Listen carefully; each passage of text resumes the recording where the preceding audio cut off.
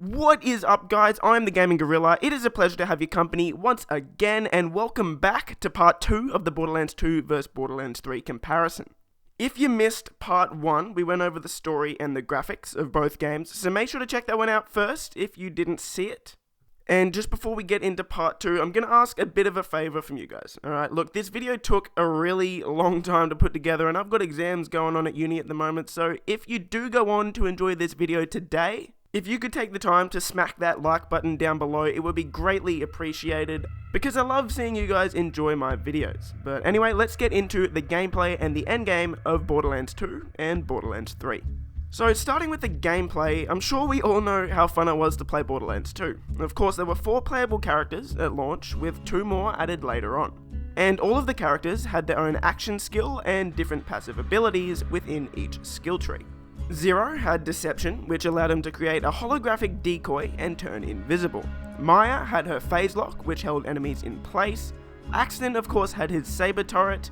And of course, Salvador had his Gun Zerking, which allowed him to shoot 2 guns at once. While speccing more skill points into each skill tree, you'd eventually unlock more abilities that modified the performance of each character's action skill. For example, Axton could eventually deploy 2 Saber Turrets once he had reached the bottom of his Gorilla skill tree. Or Maya, the Siren, on the other hand, could actually use her Phase Lock to revive allies once she unlocked that ability in her Harmony skill tree. And it was the upgrades like this that really actually differentiated a level 15 character from someone who had spent time to reach the max level. Borderlands 3, on the other hand, is taking a similar but also excitingly new approach to the way skill trees work. Borderlands 2 had 3 unique skill trees for each character, and while Borderlands 3 will still have 3 skill trees for each character, they'll work much differently. Now, so far we've seen the skill trees of 2 characters, with Zane the Operative and Amara, who's the Borderlands 3 Siren. So we'll have a look at Zane's skills first. And already you can see one of the biggest differences between Borderlands 2 and Borderlands 3. At the top of the screen, you can see Zane's action skill, Sentinel, which is an automated drone that will fly around the battlefield and damage enemies. And if we flick over to the next skill tree, you'll see that there's actually a new action skill for this tree. So yes, for Borderlands 3, there will be 3 different action skills for each character, meaning that where Borderlands 2 only had 4 action skills between 4 characters at launch, Borderlands 3 will have 12. So let's keep looking through Zane's skill tree. Zane's second ability is called Barrier, which is a deployable shield that will block incoming projectiles, but also increase the gun damage for those shooting from inside the shield. You'll also notice that on this skill tree, there's 5 abilities sticking out the side of the skill tree, so let's run through what those are. All of these skills in the middle, not the ones on the side, are passive abilities, meaning that they're abilities that you don't actively use, so they happen in the background. So one example of this is Stiff Upper Lip, where whenever Zane is damaged, he'll gain elemental damage resistance against that type of damage. The 5 skills sticking out of the side of the skill tree, on the other hand, are called Action Skill Augments. And these abilities will of course augment or modify, if you will, your action skill in some way, shape or form. As you can see here, the skill Nanites or some shite increases health regeneration, reload speed, and shield recharge while players are near his action skill, Barrier. And finally, Zane's last action skill is Digiclone, where he'll spawn a clone of Zane that stays in place and fires at enemies. But what's so cool about this ability is Zane can actually swap places with and become that clone whenever he wants, which will change the way you play quite a bit.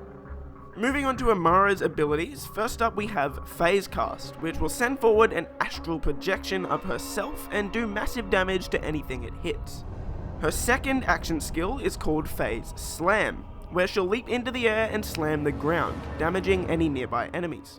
And finally, Amara has Phase Grasp, which is very similar to Maya's Phase Lock in Borderlands 2. The Phase Grasp will summon a giant fist that will lock enemies in place for a few seconds, giving everyone a good chance to deal some damage.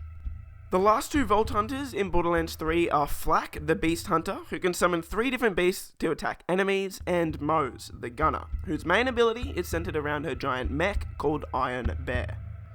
And like I said before, unfortunately we don't know anything about Flak and Mose just yet, but hopefully we'll get an update on that pretty soon. I'd say at E3 in a few weeks is probably a safe bet.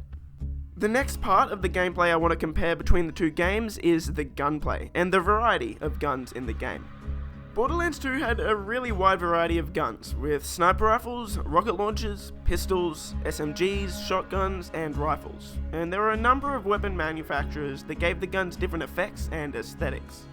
All of the Borderlands 2 manufacturers were Bandit, Dahl, Hyperion, Jacobs, Maliwan, Tediore, Torg, and Vladof. And all of these weapon types and manufacturers are returning for Borderlands 3, except for the weapon manufacturer Bandit. And they're all getting updated in different ways.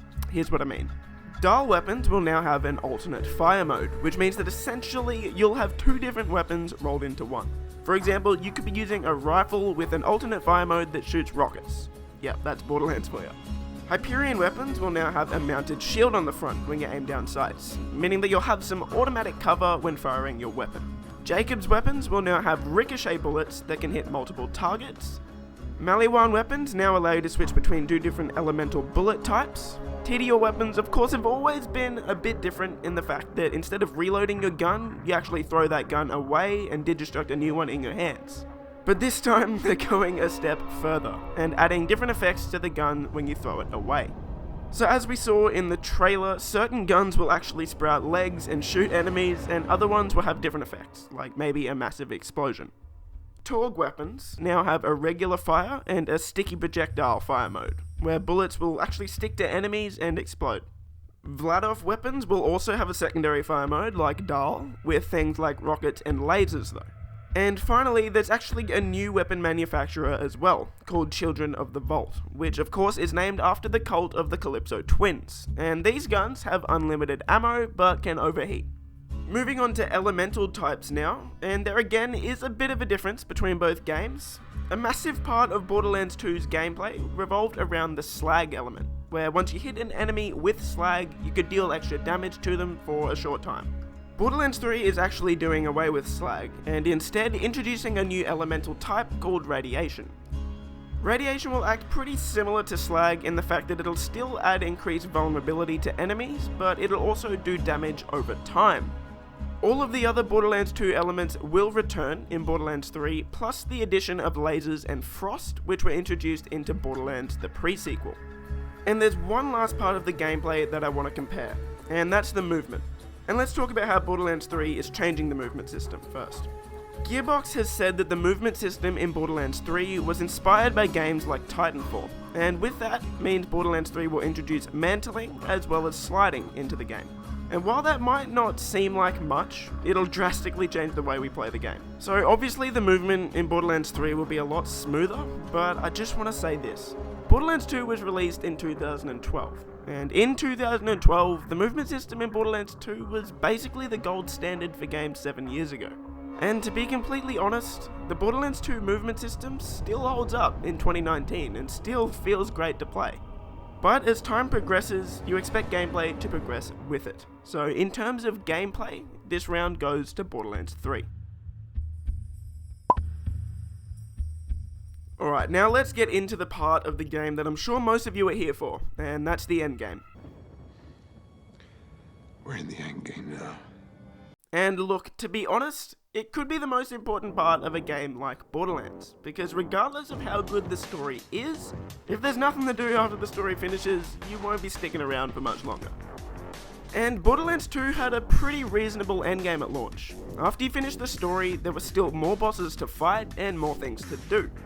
Of course, you had the game's main raid boss, Terramorphous, and then also other raid bosses that required even more work, like Vermivorous the Invincible, which actually required you to spawn him in by allowing Varkas to continuously evolve until Vermivorous spawned in the Caustic Caverns. And it was things like this, along with the ability to farm bosses throughout the story for legendaries, that kept us coming back.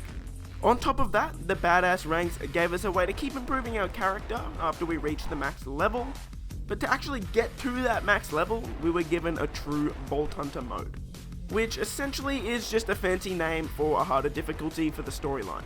And this definitely worked well, and it kept me so engaged to the point where I ran the story so many times that I almost knew every word off by heart. Of course, post-launch, Borderlands 2 had 4 major story expansions as well, which provided their own raid bosses as well as new weapons to farm, which gave the game a pretty long life cycle in the end. Throughout the years after that as well, Gearbox sprinkled in some minor DLCs as something to keep the hardcore fans engaged until the next Borderlands games came out. But of course, like I said before, Borderlands 2 released 7 years ago, and this was before games like Destiny and The Division made the RPG looter-shooter genre so popular in the AAA market. And those games raised the bar in terms of what players expect from an endgame. So, of course, if Borderlands 3 wants to survive in that market, they need to step up their game too. And it looks like that's exactly what Borderlands 3 is doing. Similar to Borderlands 2, Borderlands 3 will have 4 story expansions, as well as new community events, which is something we've seen work somewhat successfully in a game like Destiny. But maybe what's most exciting about Borderlands 3's endgame is the introduction of raids. Now, we don't know too much about raids just yet, other than the fact that they exist. But lead designer Matt Cox has said that more info will be shared at E3 in the upcoming weeks. And this is definitely something to be excited about, because Borderlands 2 had raid bosses, but they didn't actually have the rest of the mechanics you'd expect to see in a raid.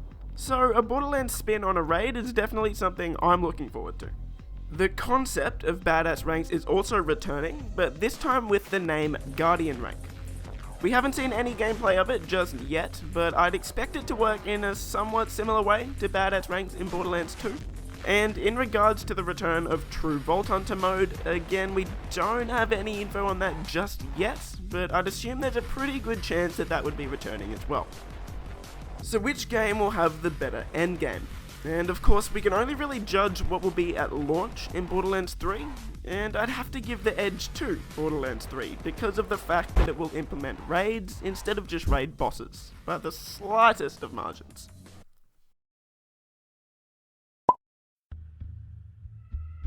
Alright, overall, which Borderlands game will be the better game?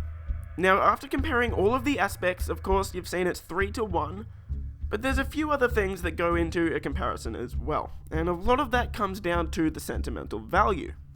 I'm not going to sit here and tell you that Borderlands 3 will be a better game, because that's completely subjective, especially since the game isn't even out yet. But what I can say is this: Borderlands 3 has all the tools it needs to be even better than Borderlands 2 was. In the end, it'll come down to the developer Gearbox, and how much effort they're willing to put into the game, and also if they're willing to separate themselves from the darkness in 2019 that is microtransactions.